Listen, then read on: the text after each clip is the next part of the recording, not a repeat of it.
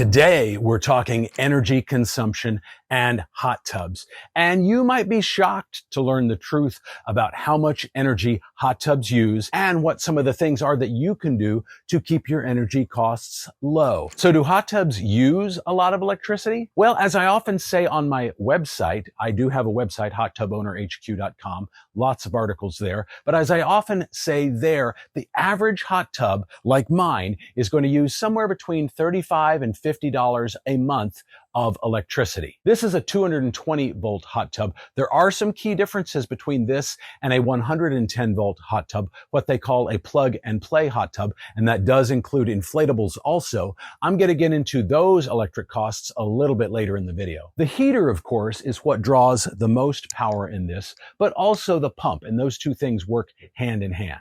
And the more powerful your heater is, mine is a 4 kilowatt heater, the more energy efficient it's going to be. People, of course, want to know, is it cheaper to keep your hot tub on all the time, as opposed to literally turning it off after you get out, or bumping the temperature down every time you get out and then bumping it back up again every time you want to get back in? And the short answer is it is absolutely cheaper. It's going to cost you less if you just set the hot tub temperature where you like it and you leave it alone and never change it. Why is that? Well, it's because it's a lot more energy efficient to maintain a set temperature as opposed to constantly lowering it and raising it. It's the same is true with the air conditioning in your house. While I would bump the air up if I'm going on vacation or if I'm going to be gone for a few days, that kind of thing, it is not a good idea to constantly be raising and lowering the temperature in your water or your air conditioning on any regular basis by any large amount. It's just not going to save you any money, and it's going to put additional strain on the heater to constantly be having to heat the water back up again, and that's going to cost you more money in the long run. So find the temperature that works for you. For me, that's around 98 degrees because I have a 5, almost 6-year-old who loves to get in here with me, and I don't want her soaking at 104 degrees. But find a temperature that works for you and leave it set there. It's okay to change it seasonally. I might bump it up a little bit in the wintertime and obviously down in the summertime, but find a temperature that works for you and leave it alone. So what is the most energy efficient way to run a hot tub? Well, the short answer is keep the temperature a little bit lower. I know a lot of people do like to soak at 104 degrees. I personally find that a little too hot, and I also can't soak in there for more than, I'd say, 15 minutes before I start to feel overheated and need to get out. So bump your temperature down as low as you feel comfortable doing. Again, for me, that's 98 degrees. Maybe it works better for you at 100 degrees, but I would do that over 104 because that will allow you to operate a little bit more energy efficiently. Then, of course, you want to use a well-fitting cover on your hot tub and make sure it's closed all the way and that the corner flaps go over the corners and things like that. That way there's no excess moisture or heat evaporating out into the space around your hot tub. It's just going to keep that hot air trapped inside the hot tub, and most of that's going to be trapped inside the water.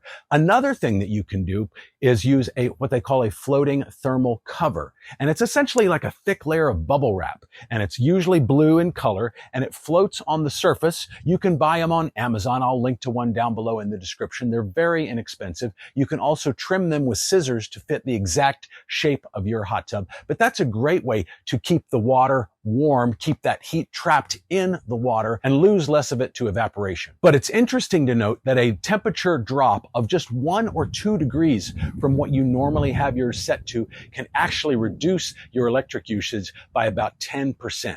That's really good to know because that's not a big difference for a 10% decrease. And I mentioned at the start of the video that I was going to talk about the differences between a 220 volt hot tub and a 110 volt hot tub. Again, the 110 volt hot tubs are sometimes called plug and play. A lot of them look exactly like this, but they just have a regular cord that plugs into a regular 15 or ideally 20 amp outlet, ideally a GFCI outlet as well. But they just plug in. You don't have to have an electrician hardwire them to a disconnect box, which then goes to your main breaker panel. You don't have to mess with any of that. They're usually less expensive also. And inflatable hot tubs are pretty much the same as the plug and play. But it's worth noting that typically the heater in plug and play 110 volt hot tubs is 1 kilohertz as opposed to 4 kilohertz. So not nearly as energy efficient, takes much longer to heat the water up than this does. If I refill this thing, it probably takes about 7 or 8 hours to get back up to the temperature that I have it set to.